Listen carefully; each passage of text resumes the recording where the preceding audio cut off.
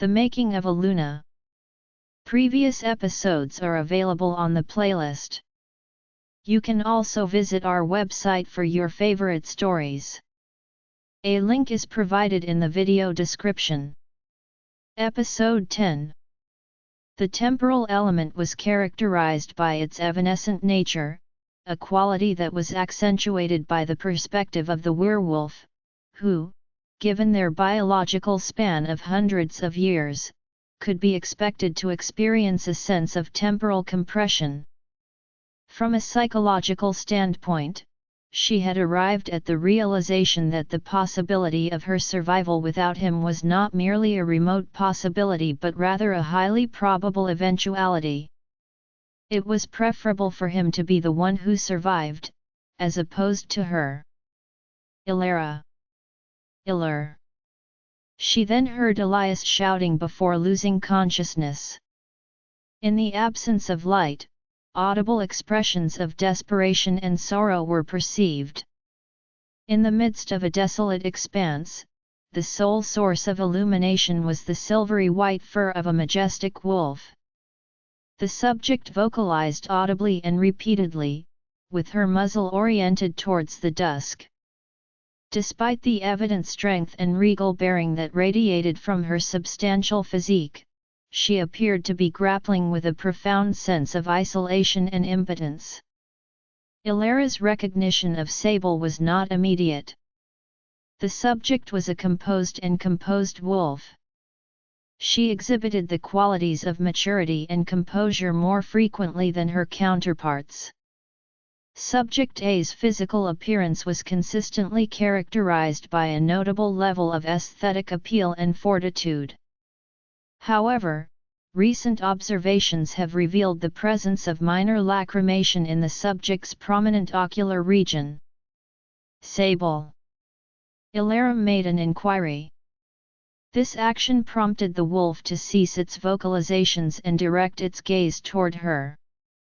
Sable, what transpired? Elara inquired, her countenance betraying a certain perplexity. She was still uncertain as to why she had found herself in the midst of the wolves. She had no recollection of the circumstances that had led to her presence there, yet she felt compelled to prioritize providing solace to Sable. Elara, dusk, he. Sable posited the utilization of the mind link as a means of communication. What about dusk? Elara inquired, her eyebrows furrowed in contemplation, as she sensed a sense of familiarity to the name. Dusk, my companion, he is experiencing distress. Upon hearing the name Dusk and the term mate, Elara experienced a sudden clarity, recollecting that she had been engaged in a blood exchange with His Highness just moments prior. It was likely that she had fainted as a result. The human consciousness of the subject was transferred to this location, yet the underlying reasons for this action remain unclear. It is imperative to ascertain whether Sable was the individual responsible for her delivery. Dusk. The appellation Dusk has been bestowed upon the aforementioned wolf, which is the property of His Highness. In that case, he would be considered your equal. It is imperative to ascertain whether His Highness is indeed our ally. Elara inquired of Sable with a heightened level of perceptiveness. It has been demonstrated that the subject is indeed the rightful mate of the subject, and the subject is the rightful Luna of the subject. Sable transmitted a response telepathically after a period of silence. For the duration of the relationship, the woman had shouldered the responsibility for the emotional distress inflicted upon the man. However, her actions, while perhaps not intentionally malicious, ultimately resulted in harm to him. It is possible that she should have communicated this earlier, which would have enabled the avoidance of the present situation. However, it is also possible that doing so would have exacerbated the problem. The strength of their companion was a primary factor in her confidence in his ability to manage adequately in her absence, at least for a limited duration. However, it is imperative to consider the potential consequences of her actions. The subject indicated that the individual in question was experiencing difficulties. However, the present situation is such that assistance is being provided in the treatment of His Highness. It is therefore reasonable to inquire as to the nature of the treatment and its current status. Elara inquired, her concern paramount, despite the disarray and confusion her mind experienced in light of Sable's previous assertion. It is evident that the patient is demonstrating signs of increased stability. Prior to this, his condition was deteriorating rapidly. I was profoundly affected by the prospect of losing him and my inability to intervene. In response, Sable articulated her perspective with candor. The efficacy of the treatment is therefore called into question. Elara inquired as to whether he was stable, experiencing a modicum of relief. This indicated that the perilous phase should have elapsed. Sable's affirmation signaled Elara's acquiescence on the matter, thus enabling her to redirect the discourse to its prior subject. For a period of time, she maintained her silence, endeavoring to comprehend the rationale behind her wolf's decision to withhold information from her. She exhaled and endeavored to organize her thoughts. Regardless of the circumstances, Sable had consistently prioritized Naira and her well-being, consistently considering them as a priority above her own interests.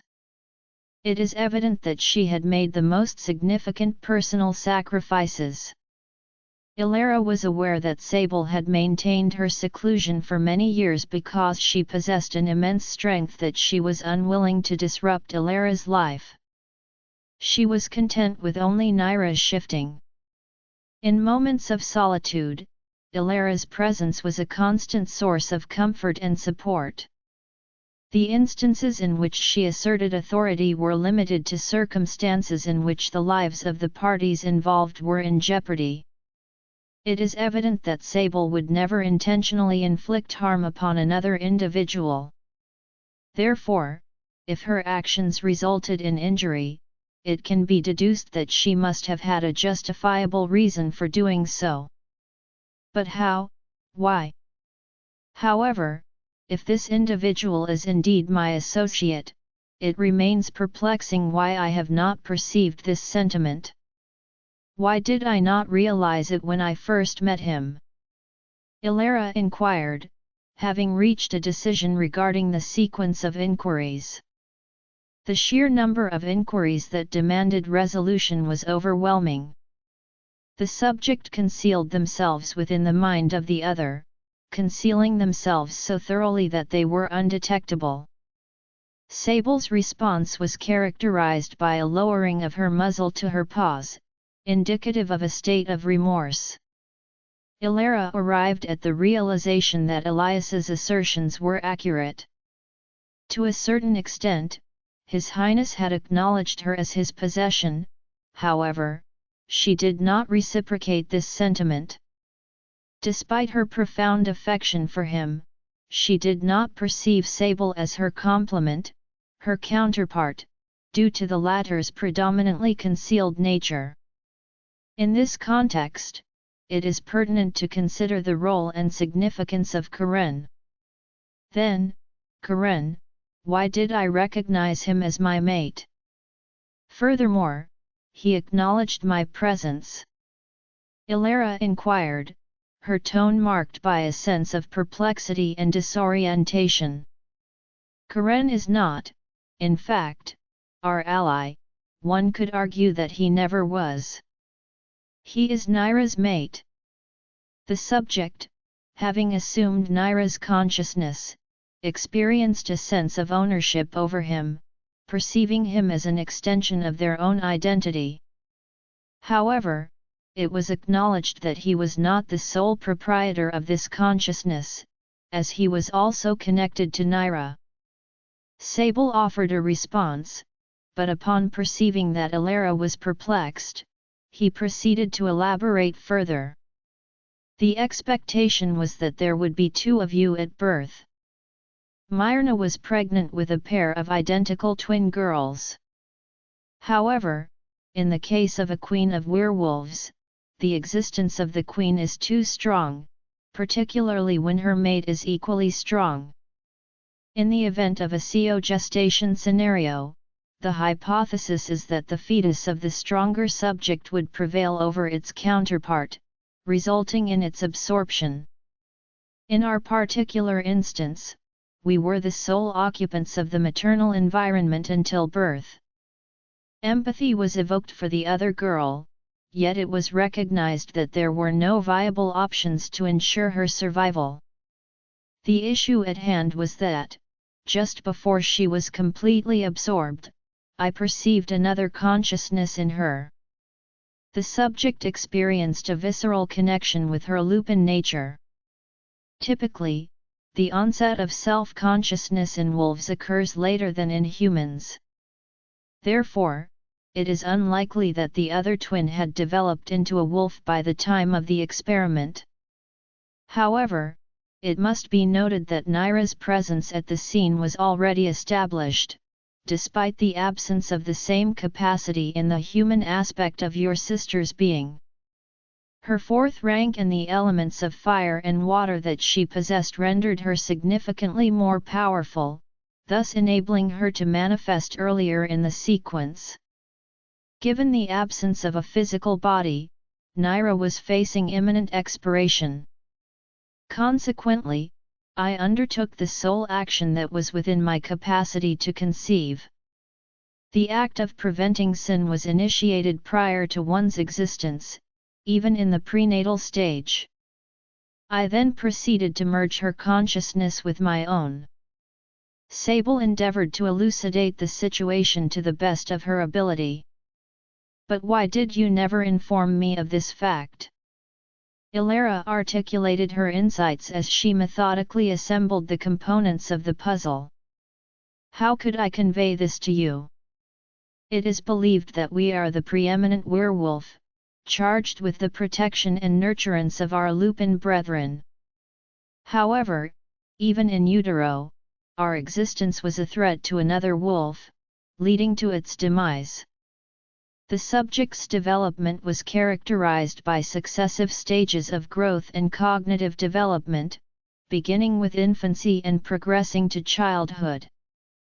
Despite the complexity of the subject's understanding, the complexity of the message was not commensurate with their age.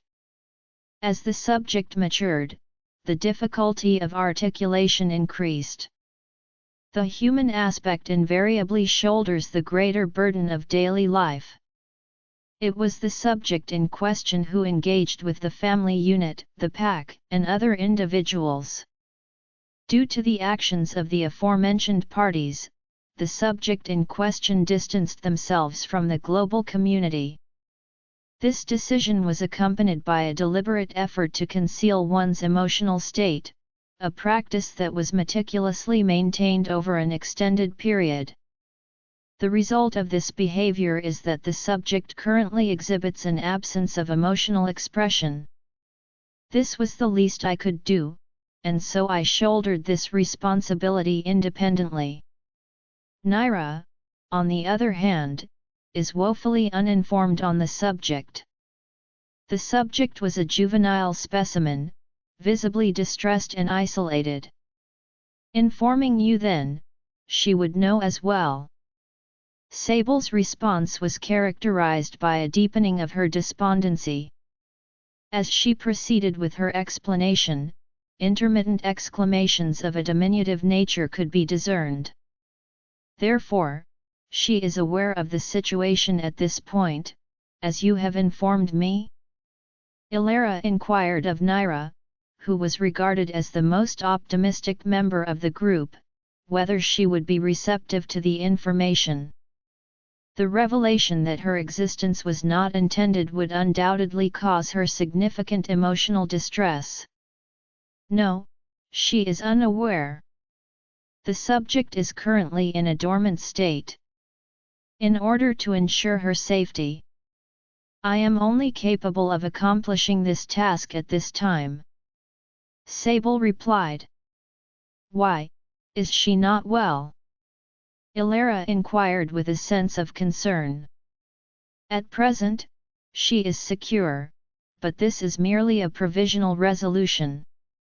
Sable, in a despondent tone, confirmed this assessment. Naira had been of great importance to her, and the pain of her loss was comparable to the loss of a sister. However, she has been with us throughout our lives, and we can continue to harbor her within the same physical vessel. Why is she becoming weaker? Upon her integration into my consciousness, I believed that this would be sufficient. I entertained the notion that she could reside with us. However, for both individuals to coexist in a habitat designed for a single wolf, a delicate equilibrium was required.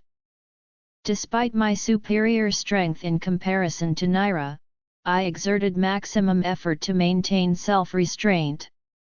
I endeavored to refrain from even the slightest movement, employing every possible strategy to avert the acquisition of additional power, thereby preserving the precarious balance. However, by rejecting Karen, Naira experienced a subsequent loss of strength, which consequently rendered the task more arduous for me, as I was compelled to reduce my own strength as well. Therefore, I exerted an even greater degree of self-restraint and sought refuge in the most remote corner available. However, the weight was further disproportionate by the utilization of the dominant side in the quest for a suitable partner. Upon encountering Theron and Dusk, a mutual recognition and acceptance of each other as partners occurred, indicating an imminent augmentation of power. The strength of this bond was directly proportional to the depth of affection shared between the pair, resulting in a gradual dissolution of her consciousness. The inclination to take such actions is compelling, and the prospect of inflicting harm upon the individual in question is a compelling one. In an effort to evade my partner, I resorted to a temporary measure of concealment. It was hypothesized that the subject would not develop an affectionate bond with the subject due to the inability to discern the complete nature of the subject, both in their human and lupin forms. However, the subject demonstrated an emotional response characterized by love, and it was determined that this response would result in the subject's imminent demise. The arrangement was intended to be provisional, lasting only until the successful retrieval of Naira, at which point the relevant parties would be apprised of the situation. I had never previously considered. Sable's tone conveyed a sense of sadness. In an attempt to comprehend the vast array of information she had recently assimilated, Elara endeavored to discern the underlying motivations behind her actions. To be candid, had she been in her position, she would have behaved similarly. Furthermore, she would be unable to realize her aspirations, even if it entailed causing harm to another individual. It is imperative to consider the possibility that she is acting in a selfing manner, pursuing her own inclinations and, in the process, potentially causing harm to Naira or Sable. In the event that the subject is in a dormant state, it is imperative to ascertain whether this condition will result in mortality. Elara inquired with a palpable sense of gravity. Despite the absence of a genetic relationship, a profound and enduring connection had been forged between Naira and her wolf, one that transcended the boundaries of kinship, reaching a depth and strength that rivaled that of a familial bond. The group consisted of 3 individuals, with each person being accompanied by 2 wolves. It is noteworthy that, from her perspective, Naira continued to embody the qualities of her wolf, irrespective of external circumstances. Esm's ongoing efforts to identify a solution have necessitated her travel. She is close to finding it. Sable's response indicated a degree of relaxation, attributable to the disclosure of personal matters to Elara. Esm was aware of this. Elara inquired with a countenance that betrayed a state of heightened awareness. Indeed, she has always been aware of this fact. From the moment she encountered us in the forest after our confrontation with the rogues, from the moment we first made her acquaintance. However, I requested that she not disclose this information to you. Sable stated. Will sufficient time be allotted for Esm to ascertain a solution? We would like to inquire whether our assistance would be of any benefit. It is imperative that we take action rather than inaction. Elara articulated her sentiments with a palpable sense of urgency. However, she was aware of Sable's composure. Had they possessed the capacity to execute the task manually, Sable would have communicated this information to her in a timely manner. Consequently, they would have initiated a search for a solution. However, it is highly improbable that they possessed the necessary skills to complete the task independently. Esm was a member of an elite coven of witches, and she had previously assumed a leadership position within the coven. The witch was the most effective problem solver because she had the best connections with other supernatural creatures. The spells, curses, and potions of witches were highly sought after by a variety of entities. In exchange for these services, witches received various forms of compensation from these entities. This practice was a long-standing tradition in their community. Esm had assisted a considerable number of high-ranking creatures throughout her lifespan, suggesting that she had obtained information from them. The most apt to assist us is a witch, no one else. Moreover, due to the historical conflict with witches that transpired 3 decades prior, the majority of the connections with werewolves were significantly weakened. It is evident that the aforementioned parties would be reluctant to provide assistance, and in fact, might even attempt to impede the identification of a solution if we were to solicit their involvement. Esm is a noteworthy exception to this phenomenon. It is important to note that Naira, in her dormant state, is capable of persisting for an extended period when situated in the deepest corner of the area previously occupied. Maintaining her in a single location is a more manageable task. Esm also informed me that she would be arriving imminently. Sable endeavored to provide solace to Elara. As Elara pondered, she recognized that she could not have intervened, as otherwise they would have already been engaged in the act. They were compelled to wait, yet even in that state, Sable had been engaging in the act of waiting. Elara's gaze fell upon the majestic white wolf, and she experienced a sense of déjà vu. Sable's status as a queen was already established. Her profound sorrow and loneliness, stemming from her unique awareness of all that transpired, were palpable and manifest in her surroundings. In this regard, she exhibited a resemblance to Theron. Elara refrained from further inquiry at this juncture. Sable's safety, while not equivalent to Naira's, necessitated close proximity. She approached her wolf, which was towering above her, burying her body in the white fur and embracing its large neck. "Are you well, Sable?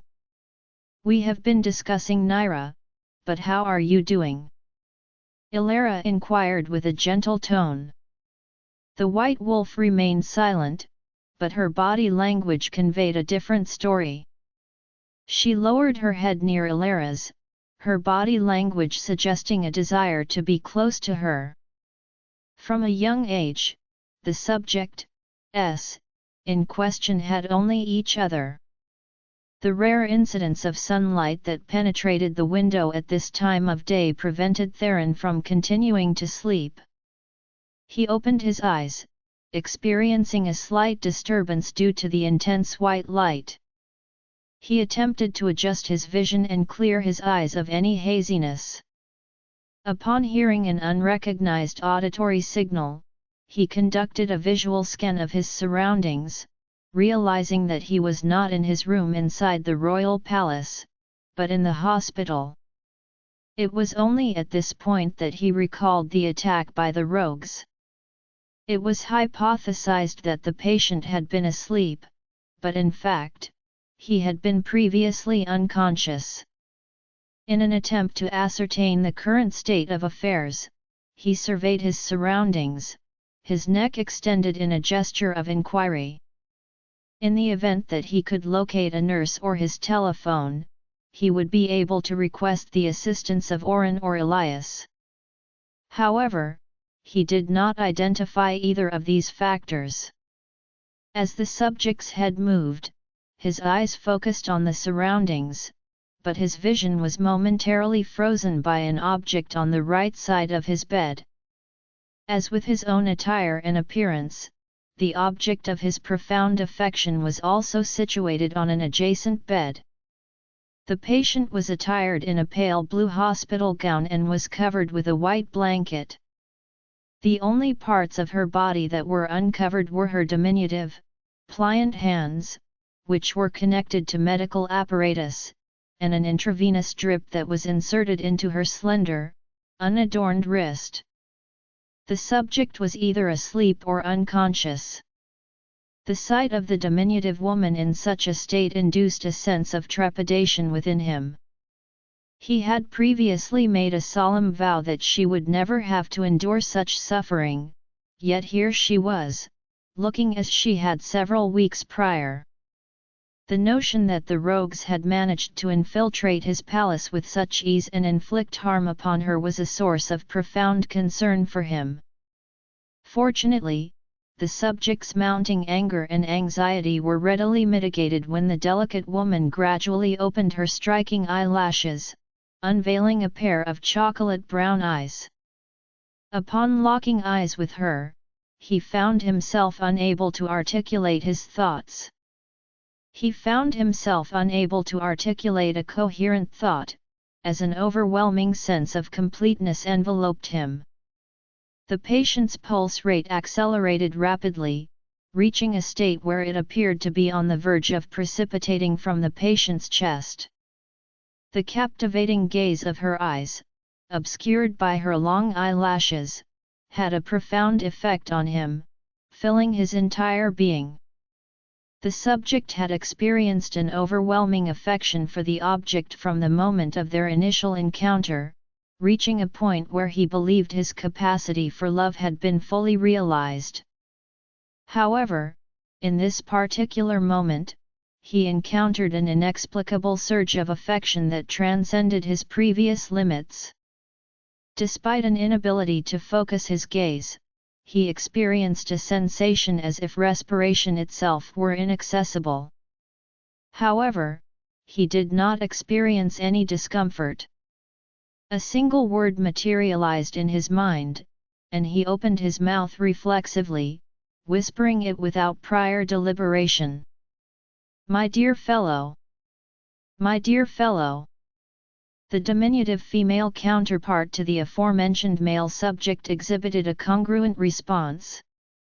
This affirmation signifies the realization of a profound aspiration that had been at the forefront of his mind for the past century. He had finally located her, the half-soul that the goddess had separated from him at the moment of birth.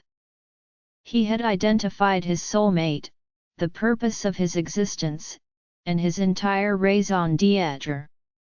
Elara experienced a sense of discomfort under Theron's unwavering gaze, which did not avert its focus even after a brief interval had elapsed. As time passed, she began to feel increasingly ill at ease, and her cheeks gradually became more and more flushed.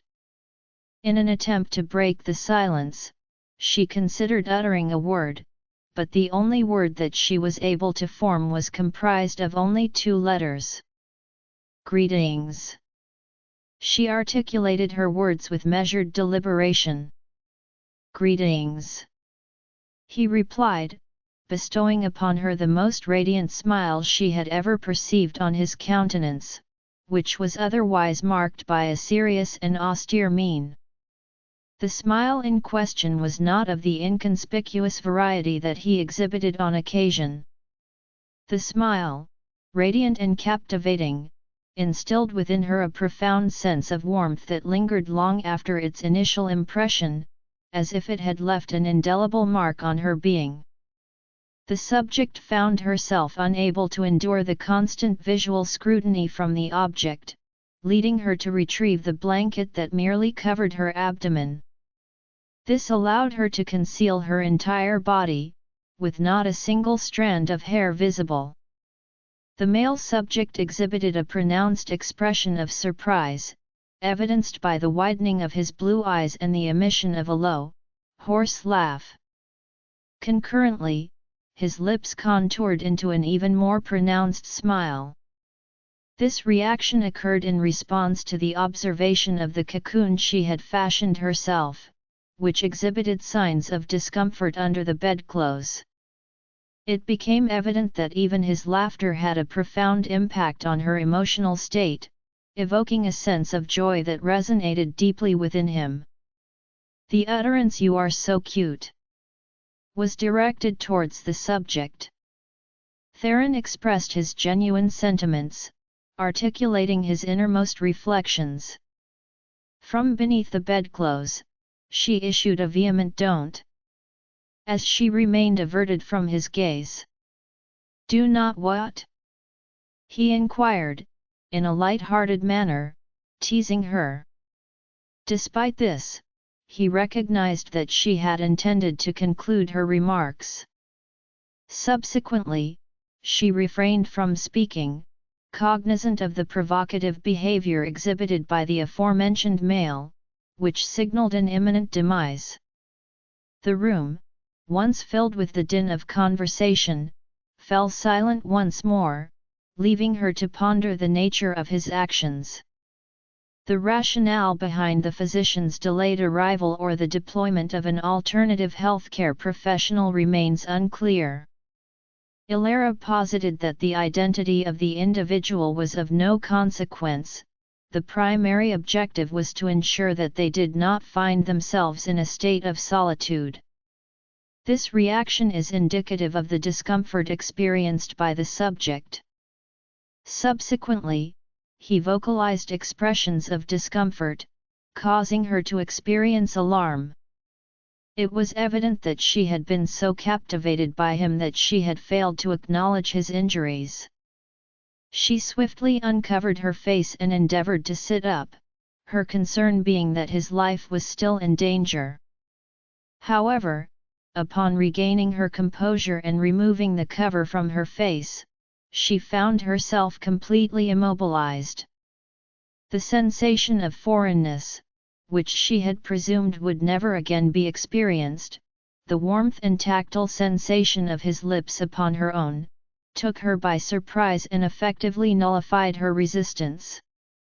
He kissed her softly, as one might kiss a small baby, barely touching her lips, apprehensive that she might retract them. However, she maintained her position, eliciting his delight. Subsequently, she exhibited a reaction and began to move back gradually. She was unable to articulate her thoughts. After a period of sustained vocalization, the female subject finally addressed the male subject, who had not yet disengaged from his position in proximity to the bed. The word shameless is used to express strong disapproval or indignation. Elara posited that the man had strategically exploited her concern for his well-being, utilizing it as a means to gain her attention and manipulate the situation to his advantage. Upon recognizing his regal status, she immediately experienced remorse for her previous utterances, as evidenced by her sharp inhalation and the immediate covering of her mouth with both hands. It is not clear whether he would reprimand her. Would he perceive her actions as excessive? She directed her gaze toward his eyes, endeavoring to discern the answers to her inquiries. However, he maintained a countenance of unruffled composure, his smile remaining unaltered.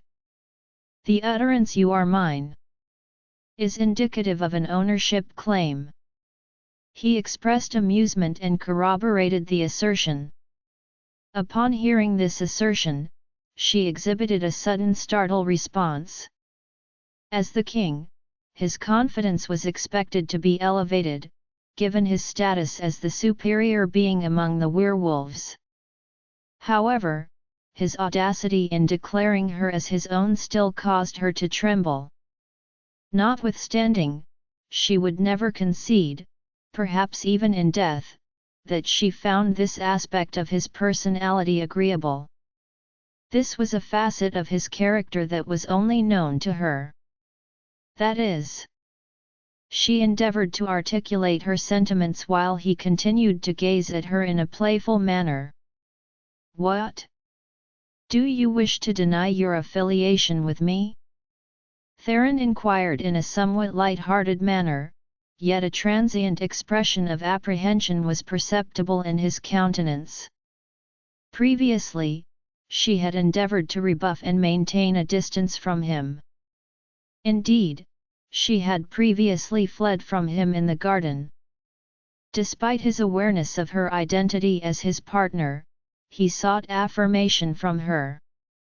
He sought to hear from her own lips the confirmation of his recent kiss, an affirmation of her genuine consent, rather than a reflexive response that lacked volition, particularly in the context of intimate encounters. It was only at this juncture that he was able to accept the veracity of the situation. It appeared that he had developed a pronounced sense of avarice, Theron observed.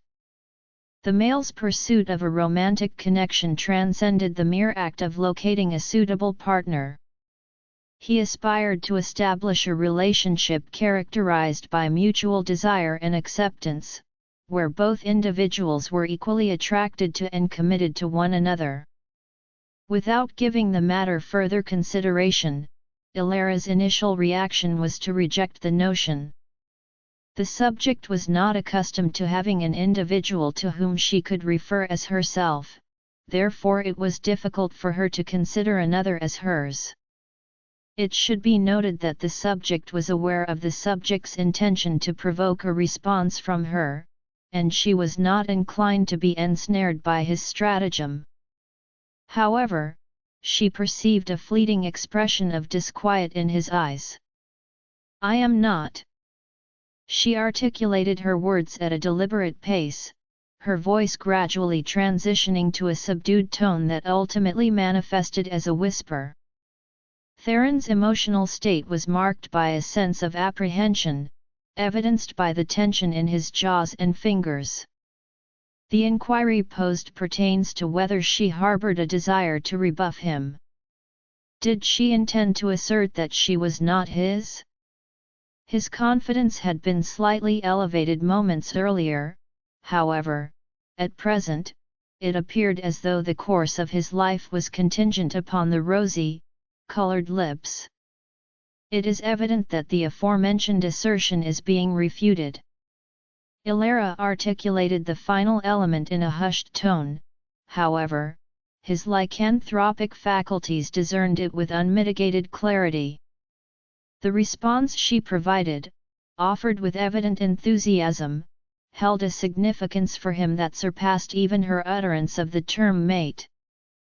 This profound emotional response, characterized by a simultaneous sense of elation and remorse, underscores the complexity of human emotional experience. Her ability to observe his reaction was thwarted by the swift and overwhelming embrace she was engulfed in by his strong arms. She was held so tightly that even if she desired to disengage, there was no space for her to separate herself, although she had no intention of doing so. To be forthright, she had never aspired to a state of being in a romantic relationship. She had never perceived that anyone would desire proximity to her. She had never conceptualized herself as a potential partner for anyone. However, he actualized the desire that she was not even aware she possessed, transforming it into the most profound secret held unknowingly in the deepest recesses of her being. He accomplished this feat merely through his presence. She then proceeded to exercise a degree of strength in the hands that had been previously at rest, gradually elevating them. Upon re-establishing the embrace, Theron reciprocated the gesture, embracing her with increased intensity, disregarding the fact that his wounds had not yet fully healed. He experienced trepidation, believing it to be merely a reverie. He feared that upon awakening, he would discover himself alone in the hospital bed, with Elara conspicuously absent. However, the situation could not be a figment of her imagination. She possessed a diminutive stature, her head nestled on his chest, her diminutive hands tracing the contours of his back, imparting a sense of warmth. The sensation of her lips, which lingered on his, and her strawberry scent, which pervaded the air, were too vivid to be mere imagination. "Would a certain time be more convenient for you? Should I return at a later time?" Elias inquired, rubbing the back of his head with his hand. She promptly disengaged from the embrace upon hearing his voice, experiencing a sense of embarrassment due to her actions. Theron's displeasure was evident as he directed his gaze toward the source of irritation, his expression contorted into a frown as he experienced a sense of discomfort at the absence of the warmth and softness of her body against his own. The question arises as to whether Elias and the subject were truly friends. He recognized that he had endured a century of suffering due to his lack of a companion. If he had observed them in an intimate setting, would it not have been more appropriate to allow them to be alone? Theron was unaware of the fact that he had also prevented or interrupted Vera and Elias's time together on numerous occasions in the past, making it difficult for him to spend as much time with her as he would have liked. Elias had harbored a profound resentment regarding this matter. However, when confronted with a direct inquiry regarding the circumstances of the interruption, the official account asserts that the interruption was due to concerns regarding the individual's well-being. The man's satisfaction with his minor act of retribution prompted him to approach the others with a warm, innocent smile, following the closure of the door. Despite Theron's palpable anger and intense stare, which appeared capable of penetrating him, he maintained a countenance of amiability. "Elara, would you kindly confirm that you are in good health?" Elias was asked to select the less aggressive option from the two available options. The subject's response indicates that they are in a satisfactory state. In response, she articulated her thoughts in a hasty manner. However, it should be noted that the wolfsbane in her veins had not yet been completely eradicated, and she was experiencing a state of indisposition. The subject's reaction was precipitated by the unexpected interaction with Theron, leading to a lack of consideration for her own emotional state. However, Elias's inquiry evoked recollections of the profound fatigue and discomfort she had been experiencing. "What events transpired?" Theron inquired, recalling that she was attired in the appropriate patient attire. The subject's elation at finding his mate, coupled with the absence of overt injuries on her, had previously led him to omit this particular detail. However, upon closer inspection, he observed that she exhibited a slightly pallid countenance, accompanied by the presence of subtle dark circles around her eyes. This observation had previously escaped his notice, as he had perceived her to be beautiful irrespective of these physical features. It was determined that the aforementioned event was of minimal importance. Elara remarked, disregarding her present condition. It was not nothing. She provided assistance in the treatment of the wolfsbane. This is analogous to the previously observed phenomenon in which the subject provided assistance to the other party. It is imperative that both you and Theron articulate these concepts with utmost clarity. Despite your current status as the highest-ranking werewolf, your naivete is striking. It appears that Elara is similarly in need of guidance in this area of audacity. Elias articulated his perspective with a palpable sense of conviction. In order to establish a strong emotional connection with another individual, it is essential to be aware of the actions and gestures one has taken on their behalf. However, it appeared that both parties did not fully leverage these opportunities. Theron had also not informed her before what he had done for Elara when she was injured. It is possible that the incident could have been avoided if certain measures had been taken. A teacher in shamelessness? Elara inquired as to the meaning of the last phrase, as she had failed to comprehend it. Elias's cough signaled his recognition of the error in his thinking. "Oh, I made an error in my statement. I only meant that it is unethical for us to withhold information from His Highness regarding the events that transpired during his period of unconsciousness."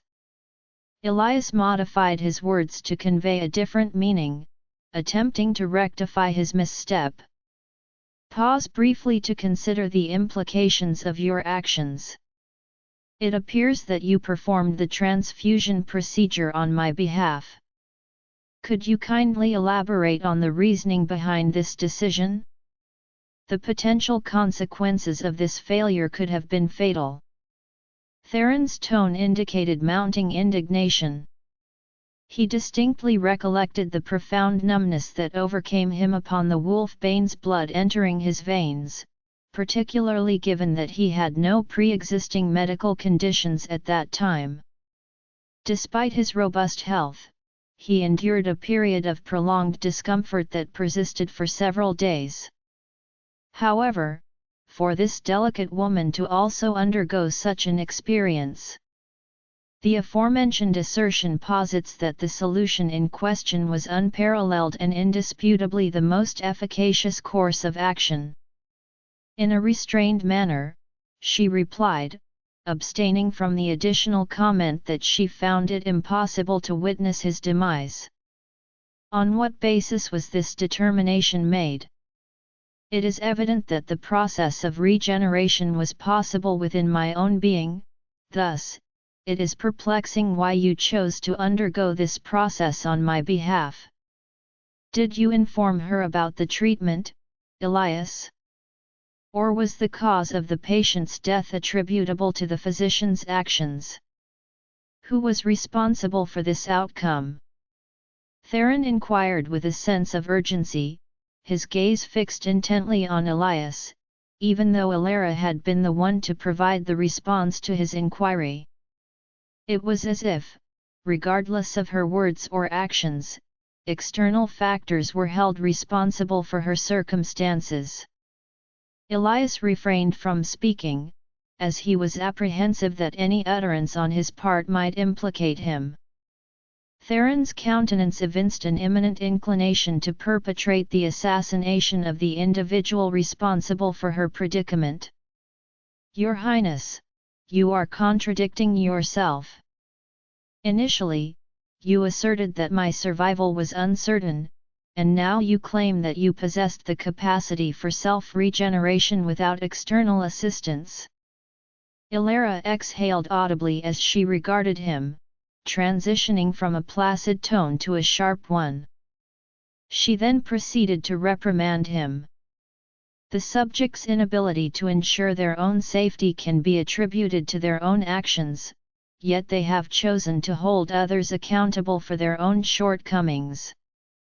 The responsibility for the incident does not lie with either party. Elias was unaware of the nature of the treatment, and the young doctor was under your command and could not disclose it, even if he desired to do so.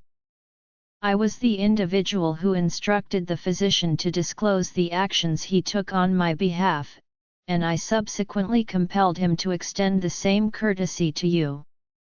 If you wish to mete out retribution, then direct it toward me."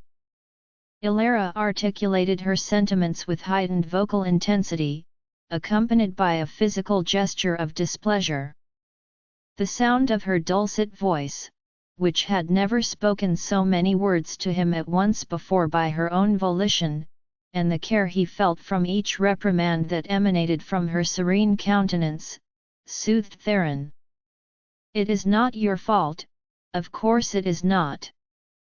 I concede that I erred in my initial assessment. It is imperative to maintain composure and avoid emotional distress, as it could exacerbate the situation," Theron articulated, attempting to placate the diminutive female.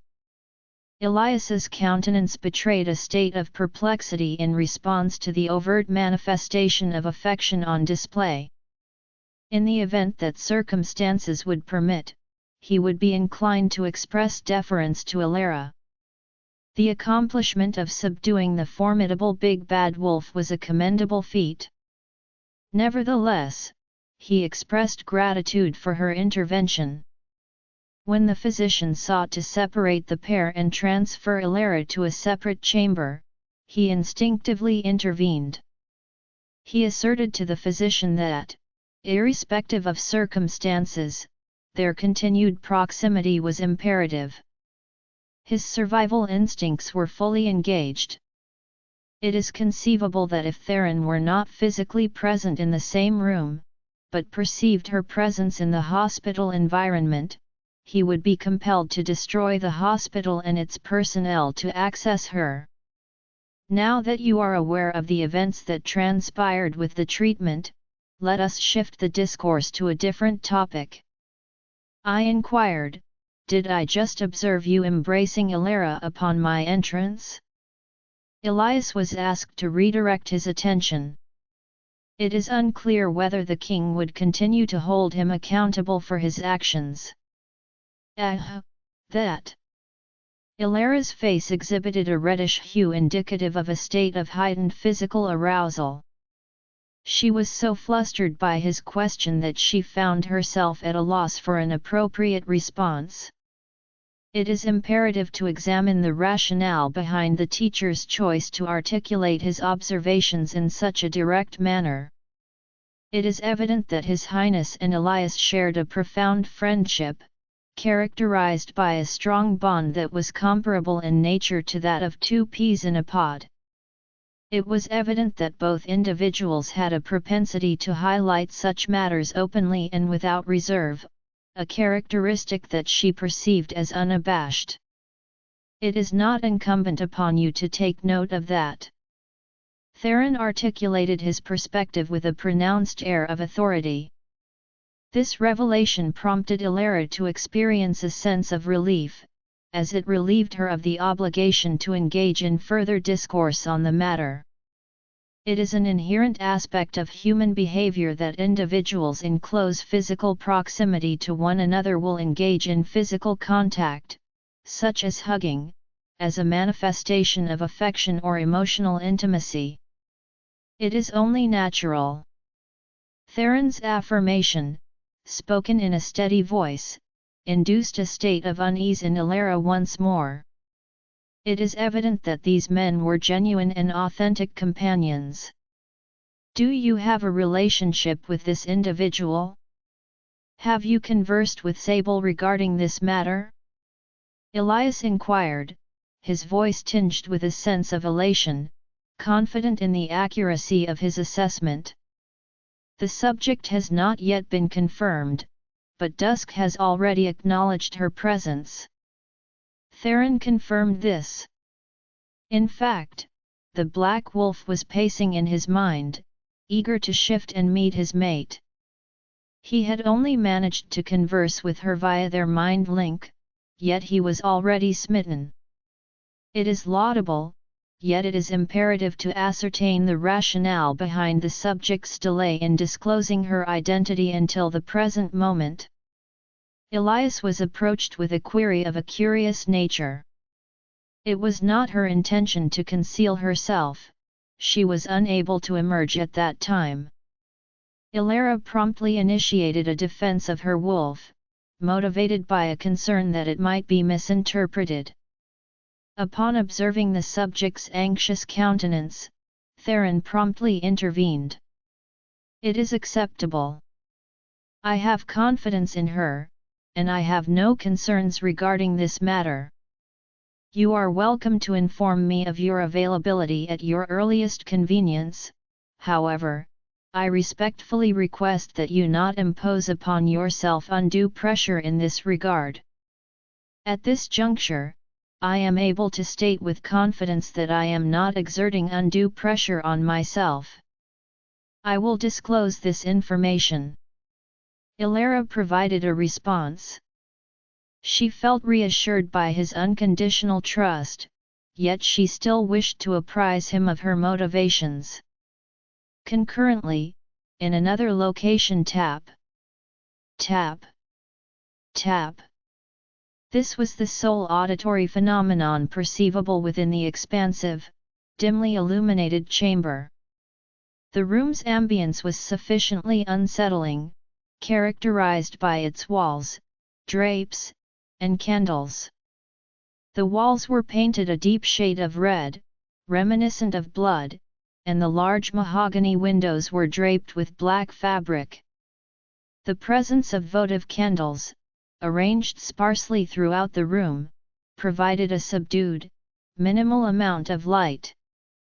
The aforementioned factors, namely the absence of furnishings and the presence of a black iron throne adorned with gargoyles, in conjunction with the incessant tapping sound, contribute to the creation of a menacing environment. This combination of elements would likely provoke an immediate and instinctual response of fear in any individual, compelling them to seek refuge or safety. The aforementioned sentiment was corroborated by the subjects who were positioned in a kneeling posture and on the floor. Despite their non-human status, considerable effort was made to resist the urge to do so. Instead, they rapidly moved towards the farthest location they could reach. However, they were cognizant that attempting to flee would inevitably result in their swift decapitation, or at the very least, a severe impediment to their mobility.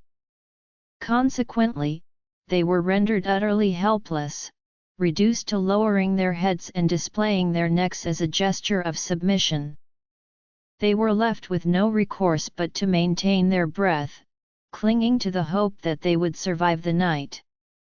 The persistent auditory phenomenon of tapping continued, evoking the sensation of an external force meticulously tapping on their hearts. The subjects had been awaiting the revelation of their fate for an extended period, experiencing a profound sense of uncertainty and anxiety regarding their future circumstances. Therefore, it can be inferred that the information you are attempting to convey to me is. The hoarse, resonant voice, which compelled the subjects to bow their heads even lower, casually began to enunciate.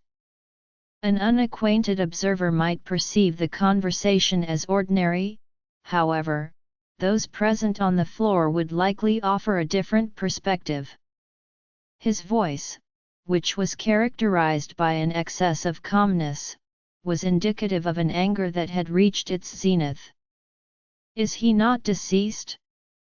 The individual seated on the throne concluded the inquiry.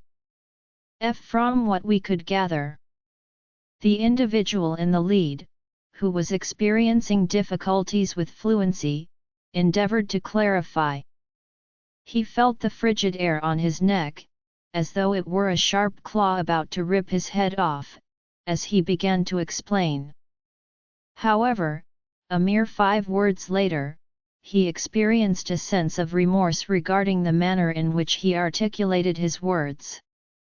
From what you could gather, the individual in the dominant position reiterated their statement, maintaining a rhythmic cadence with their fingers as they tapped against the armrest of the throne. Acknowledging that maintaining the silence was not a beneficial course of action, as it merely exacerbated the agitation of the individual in his presence, the man proceeded to articulate his thoughts with greater precision and brevity. It has been asserted that Theron J. Wolfe is not deceased. He closed his eyes as he felt minute droplets of water enveloping his face.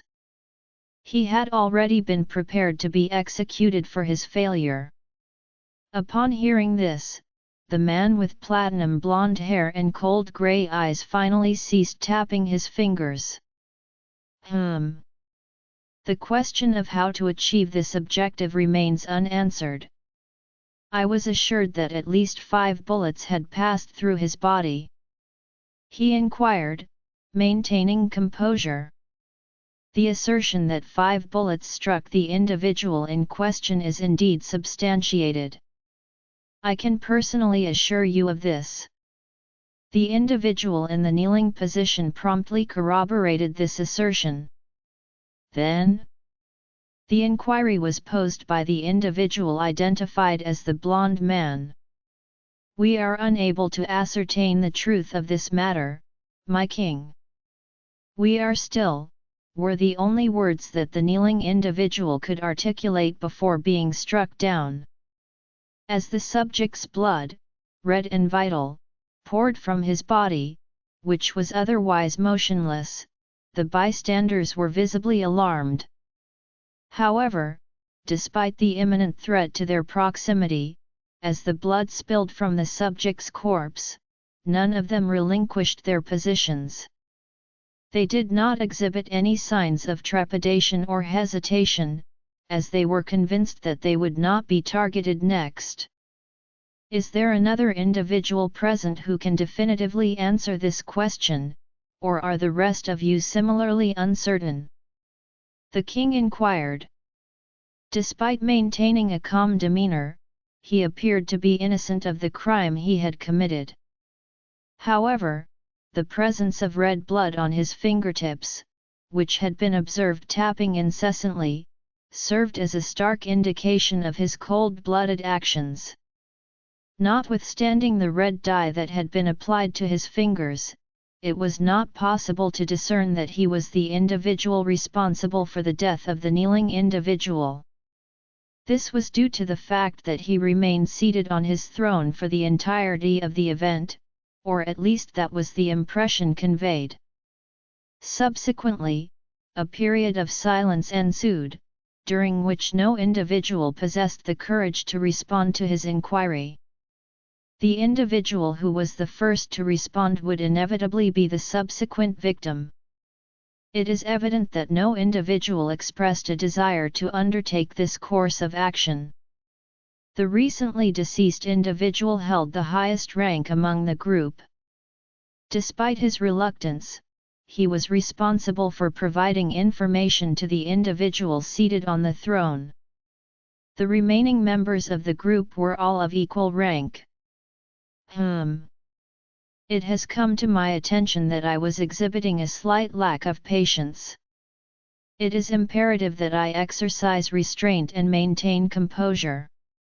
It should be noted that this inquiry remains in the preliminary research phase. Please accept my apologies, I was momentarily distracted and allowed my enthusiasm to carry me away. The king exhaled, resuming his rhythmic tapping of his fingers. Subsequently, the populace exhibited a modest relaxation, yet they remained steadfast in their position.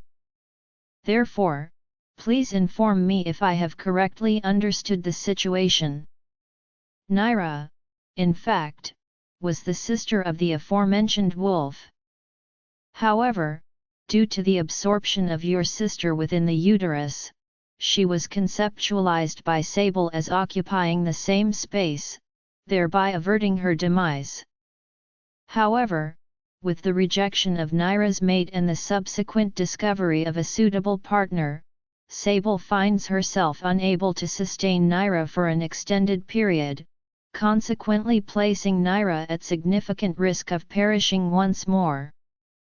Elias endeavored to distill the salient points of Elara's recent disclosures. With a furrowed brow, he awaited Elara's confirmation of his comprehension. Simultaneously, he endeavored to discern if there existed a precedent that could assist the future queen. However, a brief period of reflection sufficed to reveal that the presence of two wolves within the same body was an occurrence that would be indelibly etched in the memory of any individual, particularly one whose professional pursuits involved the instruction of history and general knowledge at the academy. This conclusion was further solidified by the fact that the previous queens, or at least other high-ranking werewolves, had already made this information known. Elara paid heed to his utterances, and by a gesture of affirmation, signaled her comprehension. "Very well, I have ascertained the necessary information. The inquiry pertains to the witch who is currently endeavoring to identify a solution. It is necessary to ascertain whether she possesses the capacity to manage the situation independently or if there are measures that can be implemented to provide her with assistance. I could at least perform a more thorough analysis of Nyra's condition with the seer to ascertain her current state." Elias inquired about the matter. The seer was the primary instrument employed by the pack doctor in the treatment of werewolves. A salient capability of the seer was its capacity to assess the health status of a wolf. Utilizing the specialized seer in his possession, he predominantly employed this method to ascertain the student's respective rankings and sub-rankings. While he lacked the formal training of a medical professional, he was capable of assessing the condition of the wolf.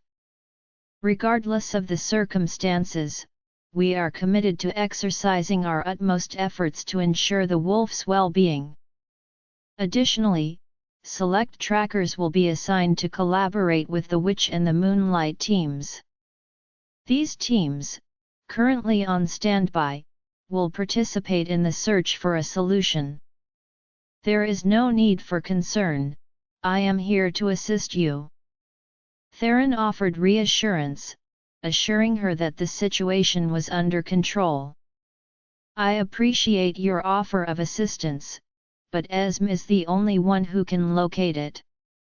Furthermore, an excess of individuals performing the aforementioned action could yield unintended consequences. While she has obtained some leads, the potential for these leads to be lost if others intervene is a significant concern." Elara articulated her perspective with conviction.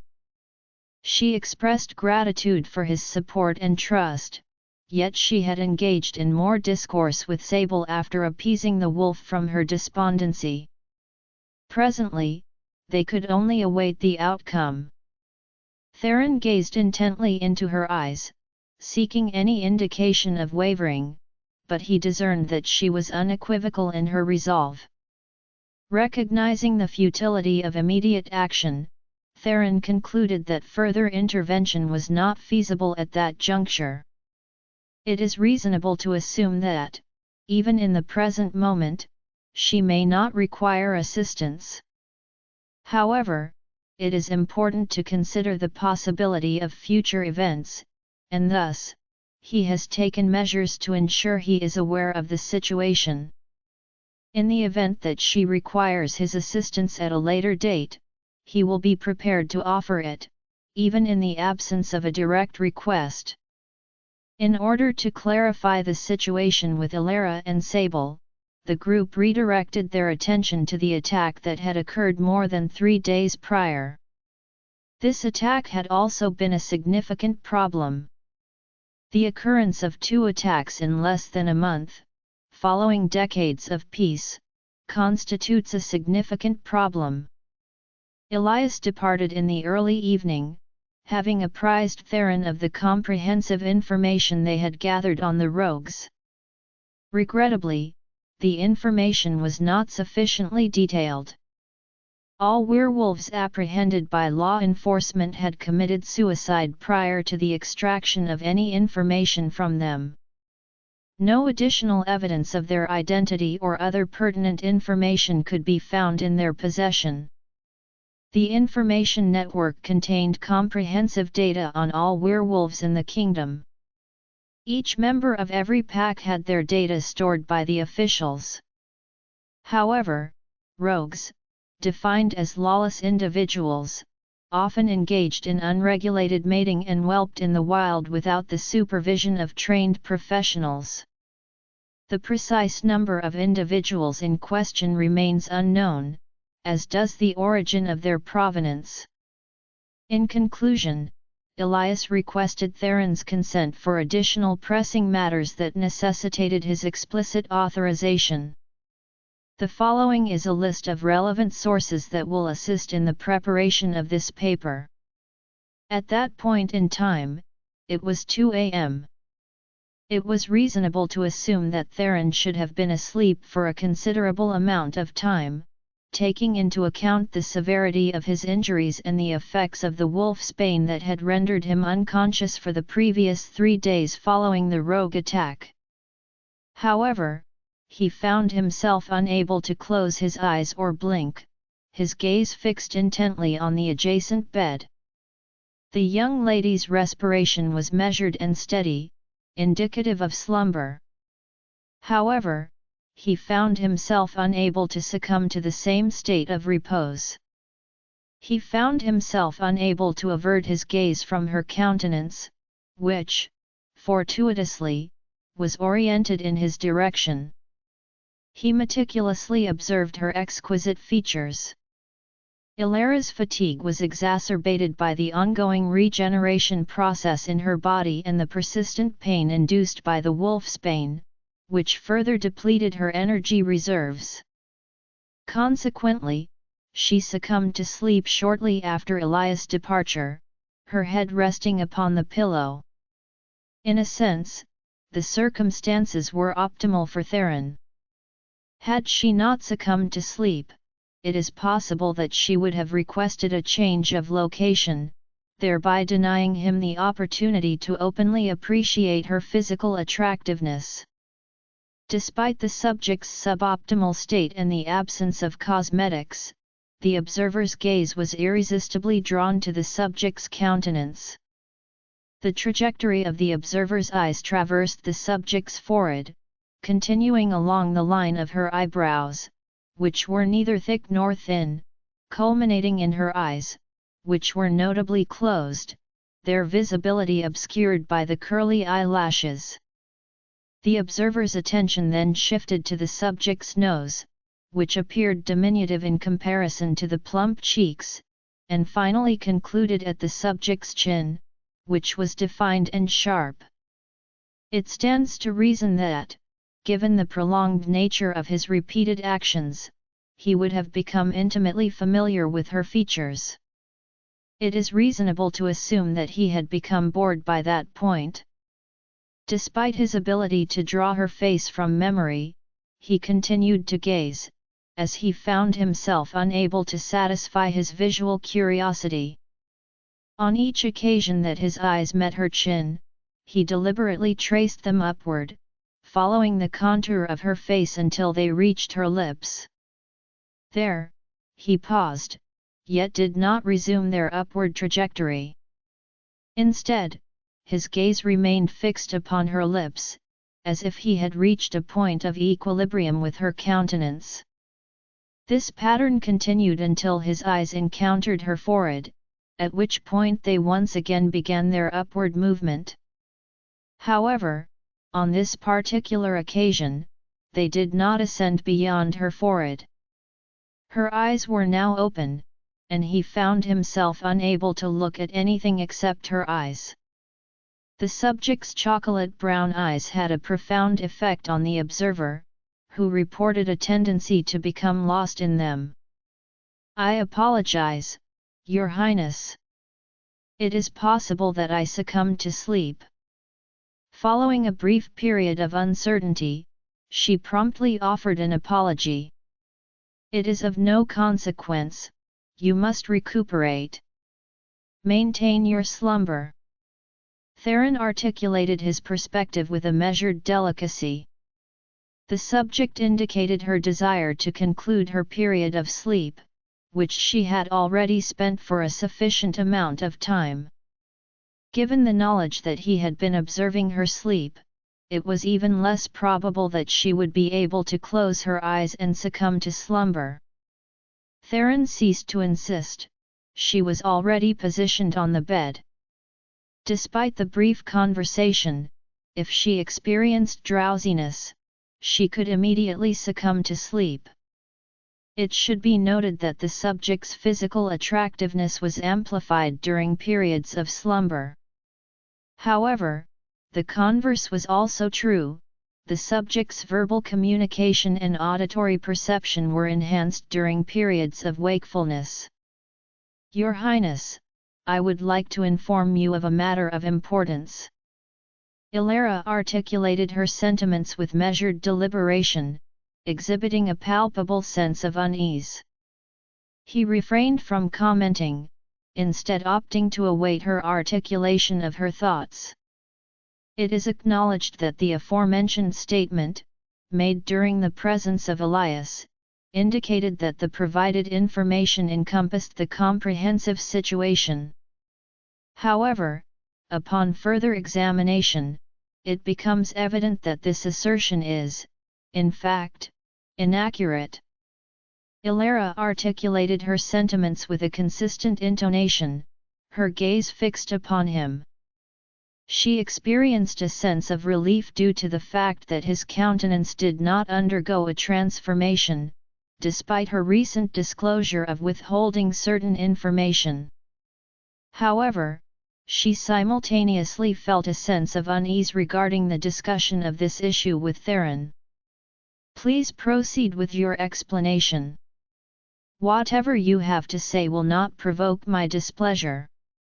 Theron's response was a subtle smile, intended to establish a comfortable atmosphere and encourage her to speak without apprehension.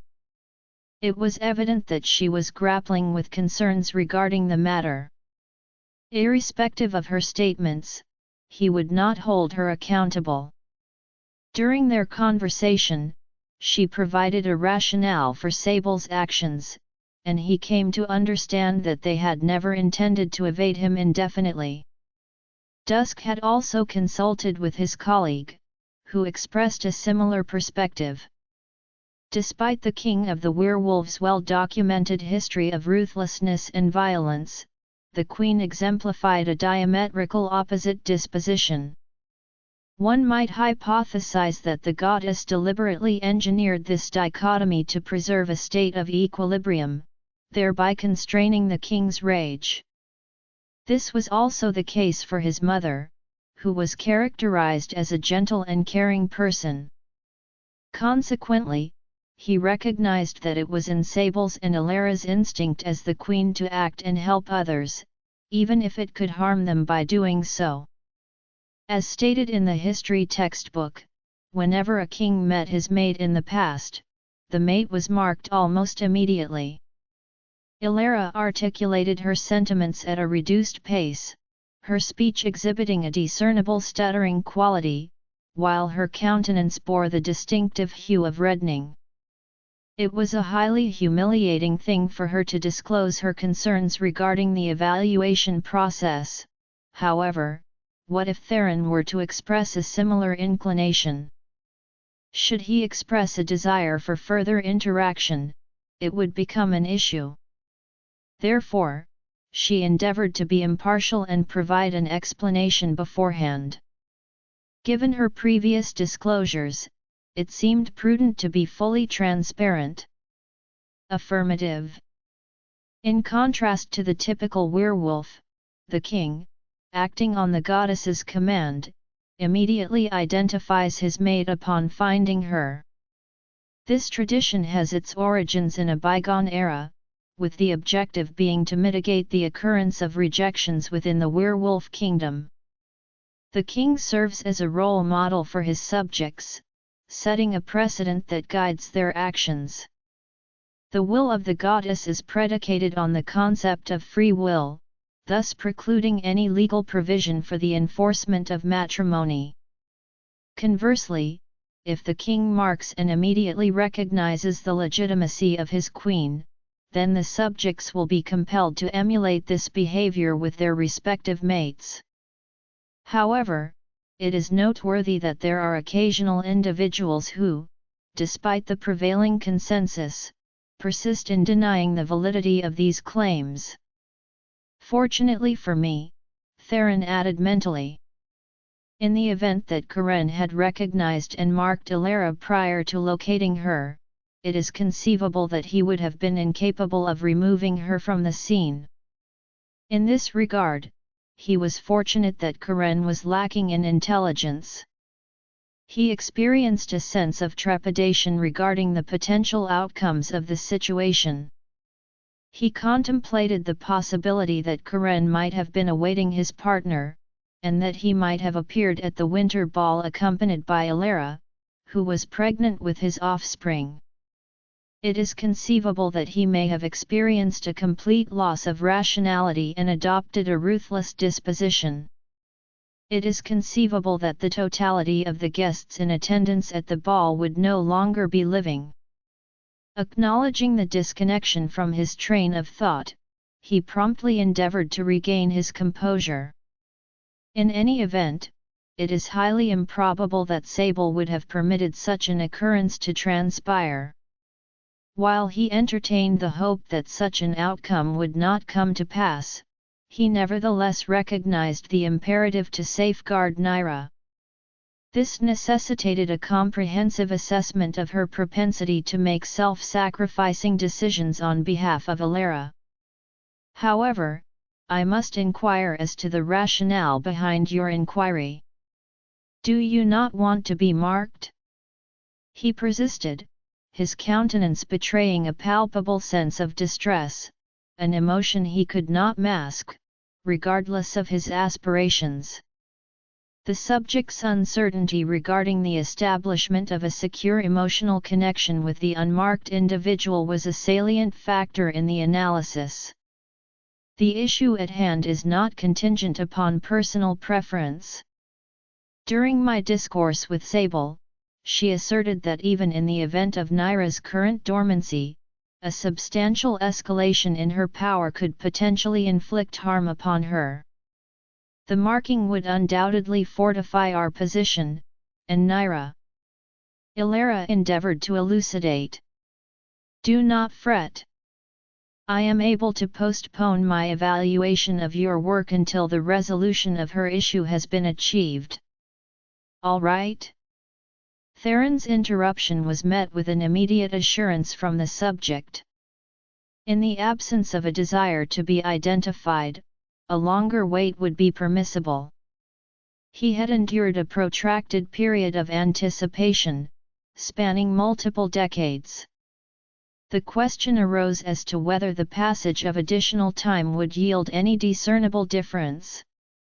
This was particularly salient given her current relationship with him. This indicated that alternative measures would need to be implemented to address the issue of fly infestation. Is it truly permissible?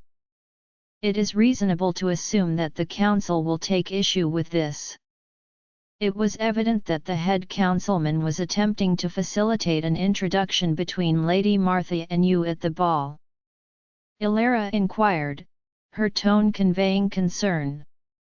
The Council has expressed its long-standing hope that I will locate my partner. Following an 8-decade quest, the endeavor to locate the original was ultimately abandoned, resulting in the acceptance of a subsequent option, a formidable werewolf capable of producing an heir. The decision entailed the choice between two potential outcomes: the presence of a genuine mate and the birth of a strong heir, or the birth of a weaker heir by a less formidable female werewolf. It is evident that the preference would be for the former option, even if it necessitates a slightly longer wait for the child's delivery. This reaction is characterized by an exclamation of "Oh!" In response, she provided a reply. The situation was already sufficiently uncomfortable, particularly in light of the recent mention of infants, and now it was further exacerbated by her abrupt transition to a state of pronounced facial redness. "Your Highness, I would like to inquire about something else." Elara articulated her final concern with alacrity, employing it as a stratagem to ameliorate the prevailing tension. However, this course of action was not one to which he would readily acquiesce. She was aware that he had already demonstrated leniency towards her. He had listened to her reasons without doubting any of her words. At that moment, he had also agreed to not mark her, despite the potential repercussions from the council.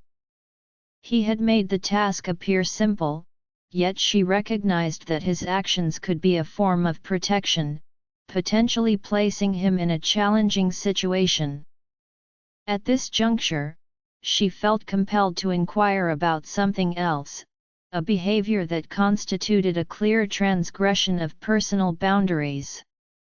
From a young age, she had harbored a profound aspiration to accomplish this goal, dedicating herself entirely to its realization. She had only recently initiated her employment with the organization, and she had barely commenced her studies to become a moonlight, so she was unwilling to discontinue her efforts. A queen was obligated to fulfill a multitude of responsibilities, and thus, throughout history, a queen's duties were exclusive to her position. "Certainly. Should you harbor any reservations, you are at liberty to express them. Elara, it is imperative to acknowledge that a queen is her king's equal. It is imperative that I am apprised of all pertinent information and that we engage in a transparent dialogue. The maintenance of a clandestine relationship is not acceptable.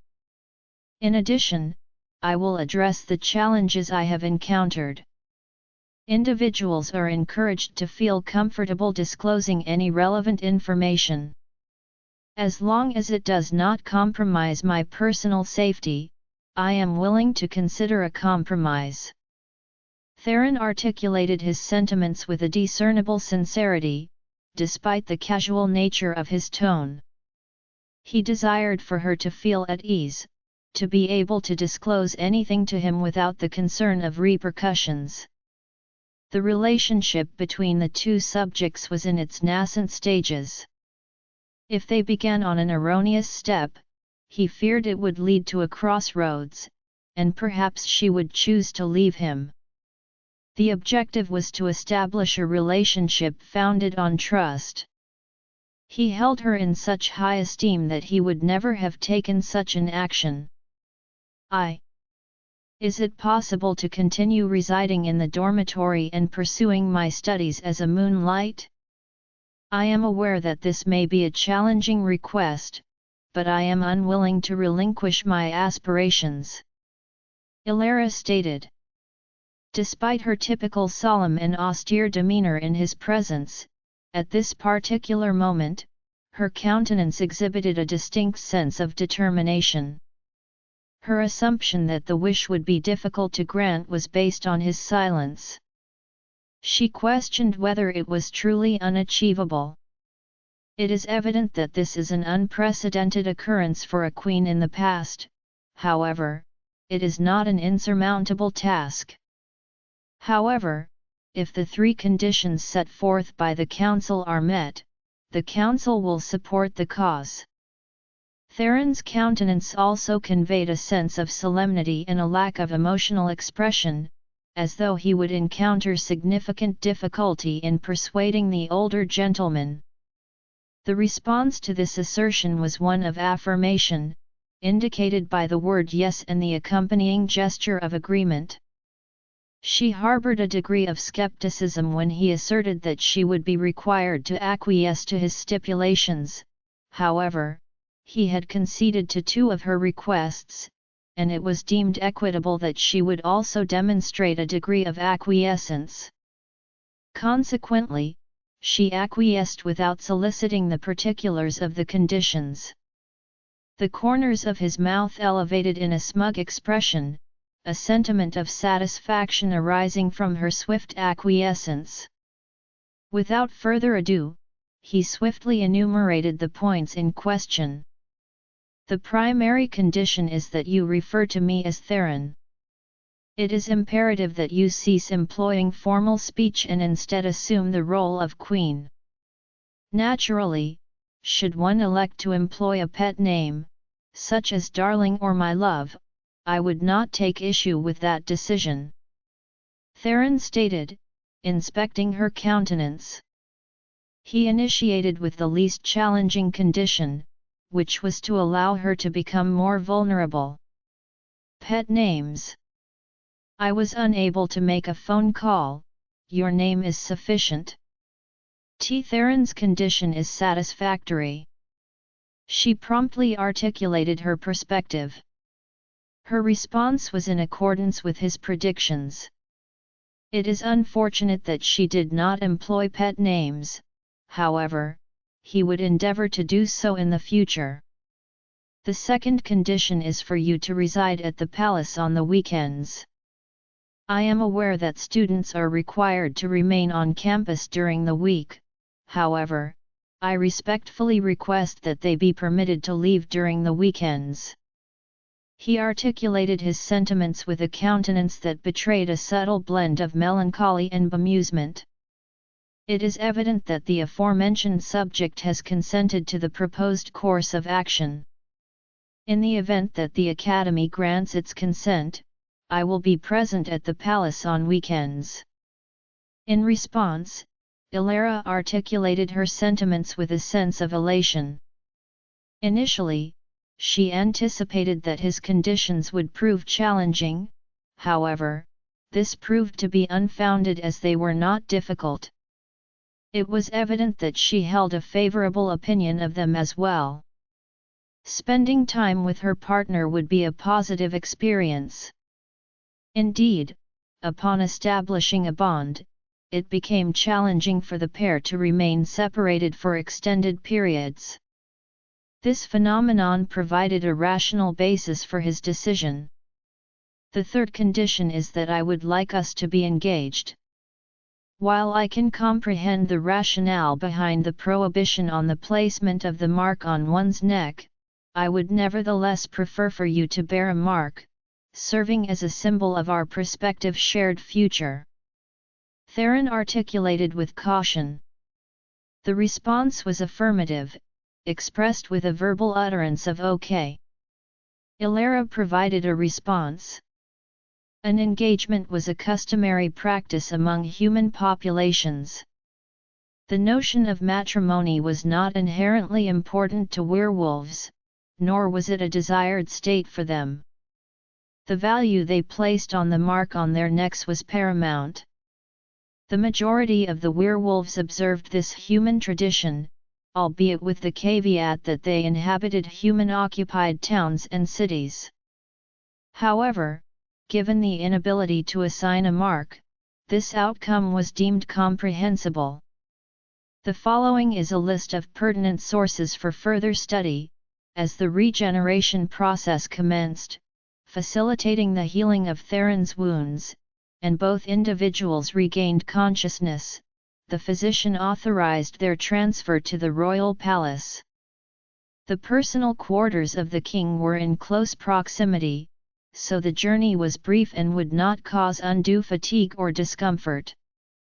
As she traversed the corridors of the palace, Theron's assistance was instrumental in maintaining her equilibrium, which had been compromised on the journey.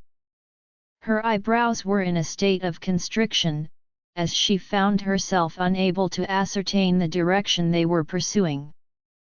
However, she promptly recognized that, given his condition of dizziness, it was only natural for her to escort him to his room and subsequently return to her own. The room, though unassuming, was a perfect fit for Theron's personality. A preliminary observation of the room revealed the presence of a king-sized bed, 2 nightstands, a small couch, and a coffee table. The absence of furnishings and personal belongings, including photographs and decorative elements, in conjunction with the ample illumination that permeated the space through the expansive windows, imparted an ambience reminiscent of a guest chamber rather than a private retreat. She averted her eyes from observing the surroundings excessively, directing him toward the bed. Prior to the arrival of the maids, the man had already dismissed them. Despite the discomfort she experienced, she was the sole individual capable of assisting him in achieving a state of ease on the bed. She pivoted, having ascertained that there were no additional tasks she could perform to assist him.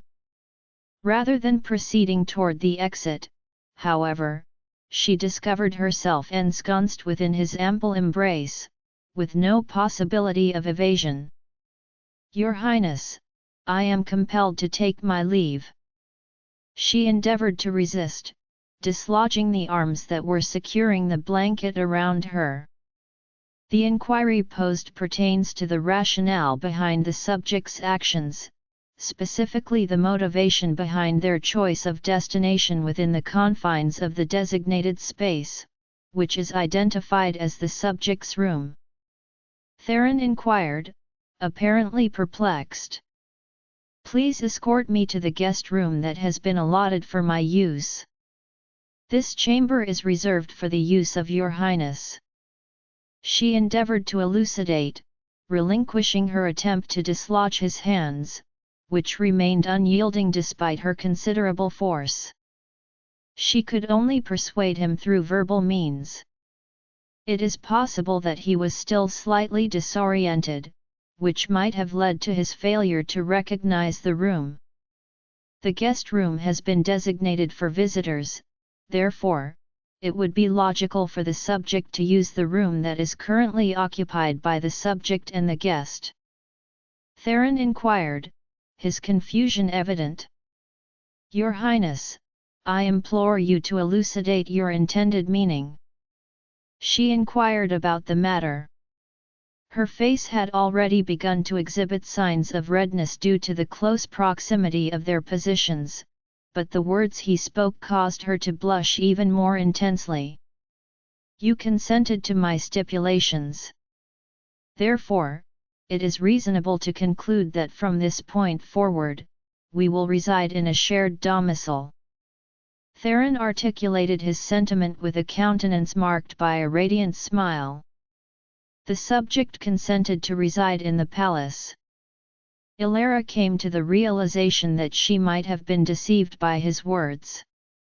It should be noted that no explicit mention was made of the specific room, nor was there a request for clarification on the matter. Theron articulated her perspective with assurance, dislodging a short strand of hair from her face to enhance her visibility of the redness. "However, this assertion also pertains to you. You failed to inform me that I would be residing in your personal room." She expressed a degree of discontent. She perceived that he was prepared to advance significantly, provided she conceded a modicum. "The contract has already been signed and sealed. I apologize, but there is nothing that can be done to change this. In the future, it is advisable to exercise caution when appending one's signature to contracts. It is imperative to exercise discernment and refrain from undue trust in others to avoid potential exploitation." Theron articulated with a touch of levity. Elara was rendered mute by the experience. She experienced a sense of remorse for having entertained the notion that she found this aspect of his personality appealing. She felt a sense of irritation and chose to respond verbally, attempting to refute his statements. However, he swiftly stifled her utterances, meticulously covering her diminutive roseate lips with his own. She refrained from speaking, effectively rebuffing his advances. The Royal Academy is a renowned institution that has played a significant role in the field of art education and exhibition. Greetings. We apologize for any inconvenience this may cause. It is imperative to ascertain whether this is the edifice of the Moonlight students. We were guided to this location by the security personnel. Parker was politely asked, while maintaining a countenance indicative of his usual state of mind.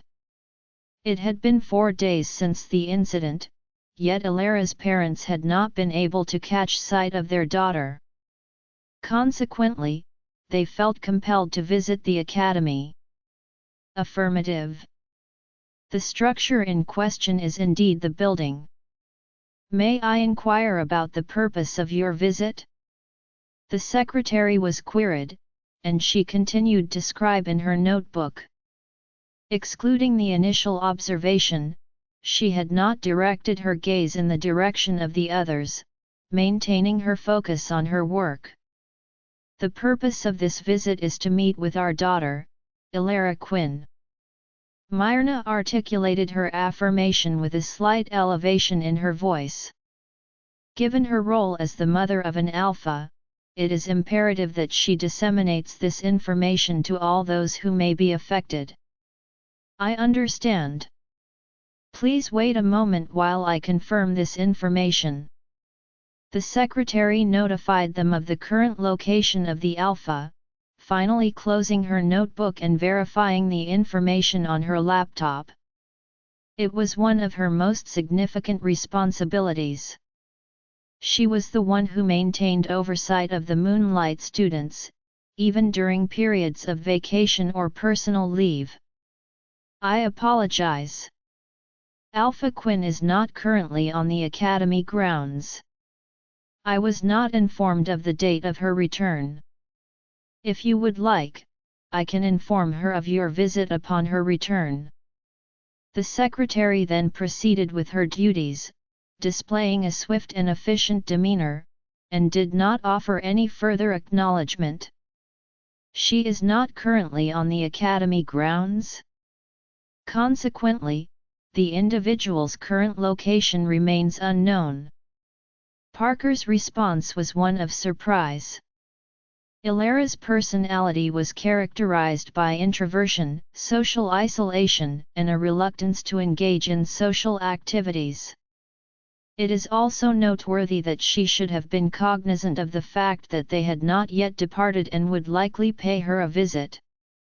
They were aware that she had previously declined Karen's proposal, and this was the primary reason for their recent communication with her. He had not disclosed this information to them, but on the night of the ball, shortly after their return to the guest quarters, Karen forcibly dragged Elara into their bedroom and marked her. It is plausible that Elara's actions have extinguished any nascent hope he possessed, consequently prompting him to establish a new bond with her sister. It is difficult to fathom how one could surmise that an individual, envious of their Pax Alpha, had instructed the Alpha to finalize the marking of their sister immediately upon their return to the campsite at nightfall. The highest-ranked werewolf, irrespective of their personal struggles, was obligated to fulfill the order. I apologize, but the location of the students cannot be disclosed to anyone. We are the subject's parents, and we are not relevant to the issue at hand. Her mother expressed astonishment at this revelation. It is perplexing that the aforementioned secretary would deny her the right to know of her daughter. As her parents, it is incumbent upon you to make contact with her. The Alpha has her academy-issued telephone with her. It is reasonable to assume that she will respond to your call if you reach out to her.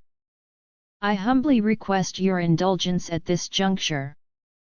The secretary, having seemingly reached the limit of her patience, provided the following response. The fact that Elara was at the palace was common knowledge, however, she refrained from disclosing this information to others, including her parents, as she was bound by certain regulations to maintain the confidentiality of her presence there. The subject in question is not responding to telephone calls. Myrna articulated her sentiments with heightened intensity, her tone conveying mounting exasperation. If Elara had responded to the telephone call, would she have traversed the considerable distance to the academy? The rationale behind her decision to travel from their guest quarters to the main residence remains unclear, given that it was customary for the daughter to visit her parents, rather than the reverse. The failure of the alpha to respond to the phone call can be interpreted as indicative of her lack of interest in engaging in conversation with you. It is important to note that this does not necessarily imply that she has terminated the call, as one might initially assume.